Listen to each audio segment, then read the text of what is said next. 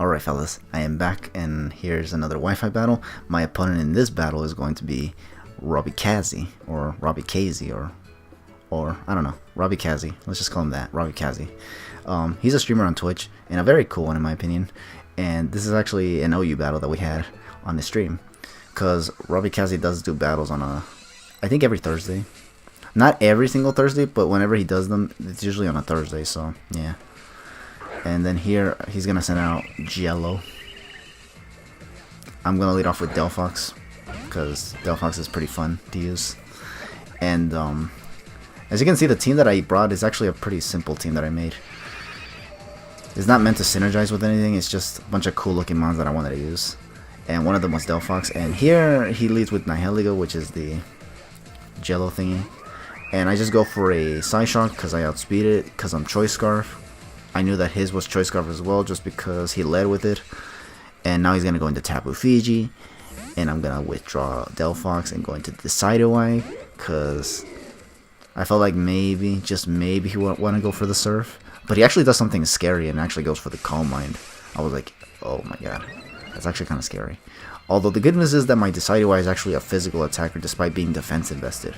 So any damage I do with Leaf Blade is going to be directly at the defense stat. So as you can see here, I go for the Leaf Blade and it does under half, so it's kind of like, ugh, that's kind of unfortunate, because now I have to switch out. Or either that or predict them to go for something that isn't an attack. But I think here I just YOLO it and just go for another Leaf Blade. He's going to switch out though, because he's not going to let Tapu Fini go down that easily. And he's going to go into Becky, which is the Executor, the Alolan Executor.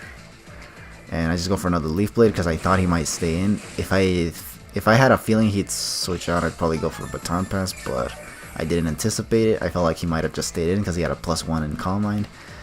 And the Leaf Blade wasn't really doing much, and I thought he would just want to go for damage, but he didn't do that. He just switched into Executor. And now here, I don't know what happened. I got outsped by this thing. And just went for Flamethrower, and I was like, what the? I don't think I carry any move that gives me negative priority, so this thing just straight up outsped me, which means this thing is probably a max speed Alolan Executor. It's kind of ironic, actually. Well, it's not ironic, but it's kind of, you know, weird. And now here I go into Thundurus to go for the Hidden Power Ice on the Executor, but he predicts that and goes for himself, which is the Hippodon.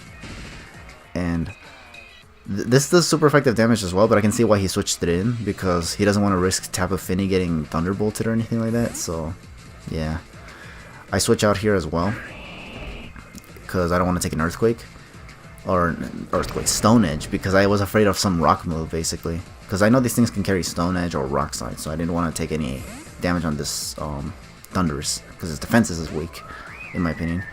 And here I go into Swampert. I scared away with a Scald, and I think here what I do is just go for Stealth Rocks. Yeah, I do. And just to, you know, so that every time he sends in something, it just gets damage, basically. Because there's a lot of switching going on right now. And I figure, you know what? It's better to get these up so that every time he comes in, residual damage, and therefore he gets to chip everything down.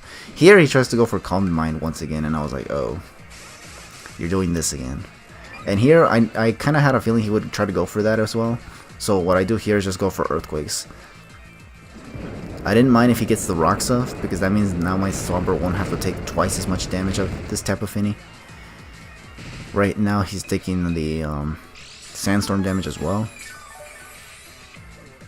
And then here, I think I just, yeah, I keep going for Earthquakes, because he's going to go for Defog here.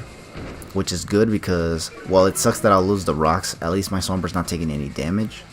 And I can go for another Earthquake and take this thing out. Because look at this. Even a stab Earthquake from this Swampert isn't taking out this Tapu Fini from where it's at. Don't get me wrong, this is a defensive Swampert, but even then, I usually expect it to do a lot. But here I'm sure he's going to attack, and I don't want to switch out, so I'm definitely just going to keep going for more Earthquakes. He does attack and does over half with that Moonblast, which is why I'm glad he never went for the Moonblast on that Defog turn, because if it did, then my Swampert probably would have been gone. But yeah, now I take out this Tapu Fini, and now I can actually set up the rocks again. if I feel acorralado, basically. And now here he's gonna go into Metallica, which is the Skarmory, and he's gonna try to go for Toxic, but I guess he forgot about the Misty terrain. So as a result, he's now basically forced to well, he's not forced to do anything. I just get my rocks up for free now. But he's gonna try to Toxic again now that the Misty terrain is gone, because I guess he was still predicting me to switch out, but I didn't. In fact, I didn't mind the Toxic on the Swampert. Here I'm just gonna go for Scald so I can get the Scald burn on this Skarmory, because I can't Toxic this thing, nor do I have anything that can Toxic it. I think my Decidueye still had Toxic. I don't remember though. Maybe not though. Here he's gonna go for Roost. I guess he was anticipating something other than I don't know. I don't know what he was expecting, because here I'm just going for Scalds, and getting the burn for him would be a pretty bad situation.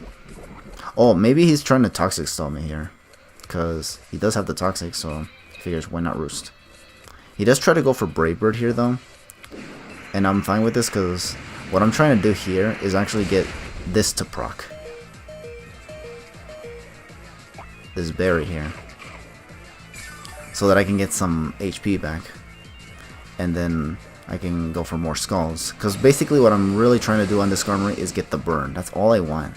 I get a crit, but still I don't get the burn, which is like, come on man, I want that damn burn, but I don't get it, so I just switch out, because I don't want this Toxic to be racking up, especially now that I got more HP back from the Ayapa berry. So here he's gonna go for Roost, predicting me to switch, I guess. Or maybe he thought, yeah, he would. Yeah, he just went for the Roost just to get HP back. I switched into Thundurus just to try to Thunderbolt it, but he's gonna switch out and go into NRGesus, which is the Magnet Zone. And yeah, I think I predict this and go for Super Power, which is pretty funny. It's actually pretty cool. This is actually the Thundurus-I with the hidden ability. I didn't know where to get this, so I actually got it from the Killer Nacho, which is actually pretty nice. I actually wanted to finally use this because the snack gave it to me, so I was like, you know what? I gotta use this somehow. I gotta use it in some battle. It's hard to use it in this battle, but, you know, I had to find a way to use it somehow. And Robbie was the perfect person for me to use this on. Anyways, I switched out. I went for Swampert because I thought he was gonna try to switch out again. I switch in Swampert now, and then he switches out, which is eh. And then here I just go for Earthquake thinking he'd stay in. But he doesn't, and as a result, here I think I let Swampert go down. I just went for an Earthquake. Because here I'm already chipped down enough where I feel like, you know what, I don't think I need Swampert anymore. So what I do here is just let it go down to Draco Meteor. As you can see, this thing outspent my Swampert too. So it's probably definitely a max speed invested Alolan Marowak, so there was nothing I could do there, unfortunately. Here I'm gonna go into Dragonite though, because I got a free switch in. And now here I go for Dragon Claw because I thought he was gonna stay in. I almost went for Dragon Dance here, which is like, wow, thank goodness I didn't go for it. Because then he would have stayed and got damage on my Dragonite. And I didn't want to lose my multi-scale yet. Just on the off chance that this Magnet Zone is actually Choice Scarf and has hidden power ice or some shit. I don't know. But here I just outspeed and go for Earthquake, so this thing wasn't scarfed like I thought it would be. I wasn't afraid to go for Earthquake rather than E-Speed because the multi-scale was up and I was actually confident I can take any hit from this Magnetone. But now here's where the big problem starts. This Robbie thing. This Hippodon not only sets up Sandstorm again, but then here I go for Dragon Claw thinking, okay, I think here I can actually take it out. And then I don't take it out, and in fact it just does like only a quarter of what it did right there. So he goes for Slack Off and I'm like, oh god damn it, this is actually kind of a problem actually. Because if this can't die, and now the multi-scale's broken. Well, it was broken already, but still. I go for Dragon Dance here because I need to get more attack to do a lot of damage to this thing. And then here I just go for Stone Edge. Or he goes for Stone Edge, dumbass, seriously. And then I do survive with Dragonite. I thought I was going to actually die to it, but I didn't. So here I just took advantage of going for a another Dragon Claw. The Rocky Helmet that I had took it out, the Dragonite, and that's what caused the prior damage to break the multi-scale in the first place. But yeah, here he goes for Slack Off the Hippodon, and then here I'm just going to go into Sharpedo. Now here I was hoping that I can actually just take this thing out with a couple waterfalls, and so I was like, okay, we're gonna send in Sharpedo, because I could also send Delphox, and I think I do have Grass Knot on it, but I wasn't sure if it could KO. It's because I didn't know what set this Hippodon was. So, but looking at this, it is a 2-shot from where it's at, but again, the Rocky Helmet is what's chipping me down, and he's just slack-offing here. So I was like, oh, damn it. This could be a problem, because honestly, I'm just going to get freaking withered down by the Sandstorm, and then the freaking, the Rocky Helmet. He does switch out here, though, and goes back into Metallica.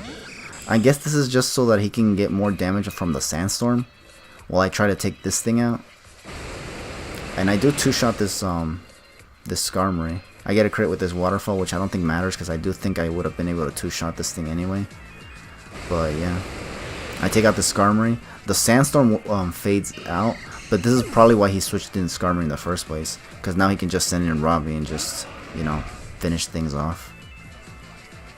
Well, not finish things off. Just get the Sandstorm up so that he can keep chipping my Sharpedo down and put it in range of an Earthquake, possibly. What I do here is just go for another Waterfall, because I could use some damage at least before the Sharpedo goes down. And he does go for Earthquake, so now I have to freaking lose Sharpedo, which is unfortunate. But then here, I believe that I can actually just send in Delphox. And because it's weakened enough already, I can just finish this thing off with a Side Shock, which is excellent. And now Hippodon goes down, and I think that was his last Pokemon, so that's going to be a good game to my boy robikaze. And that was a good game, because it was a 2-0, not a 4-0 or anything like that. So yeah, but like I said, that's going to be the game. That was robikaze for you guys. He's also a streamer. Not exclusively a battle streamer like Tesla Mouse or the Killer Nacho, but he's actually a variety streamer. But he does do battles, and he does them usually on Thursdays. So if you guys want to battle, just check him out over there on Twitch. He is a streamer on Twitch after all. I'll link his Twitch channel in the description so you guys can check him out, because in my opinion, he's a pretty cool guy. He's very relaxed, basically. He's so chill. He interacts with you. He doesn't get as salty as other people when he loses battles, because he plays for fun, as opposed to other people who usually just play competitively and just want to win. Yeah. So this guy is definitely a person of good faith. So you guys feel free to check him out, and I personally recommend you check him out because he's pretty cool. But anyways, thanks for the battle, Robbie, and thank you everyone else for watching, and feel free to leave your thoughts below if you guys want to. I'm going to be uploading more battles, and stay tuned for that, so catch you later.